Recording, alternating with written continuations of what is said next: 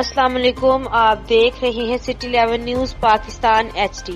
खबर शामिल करते हैं सत्याना बंगला से। हमारे डिविजनल ब्यूरो चीफ तहसीन हैदर रशीद की रिपोर्ट के मुताबिक SDO वापटा खानवाला सब डिवीजन मियां नवीद ने कहा कि बिजली चोरों के खात्मा मेरी अवलीन तरजीह है। किसी भी चोर के साथ कोई रायत नहीं बरती जाएगी। बिजली चोर और कंडा माफिया के खिलाफ बिला तरतीब कार्रवाइयां जारी। वापटा मुलाजिमीन की शदीद कमी, जिस वजह से शदीद मुश्किलात का सामना। मुलाजिमीन की कमी पूरी होने के बाद सार्फिन को मजीद बेहतरीन सहूलियात फराहम कर सकेंगे।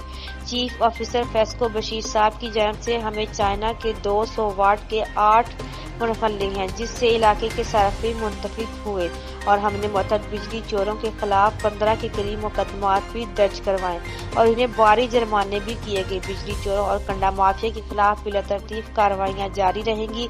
इन्हें मजीद कहा कि अपने सर्कल में किसी भी बिजली चोर के साथ कोई रायत नहीं बरती जाएगी।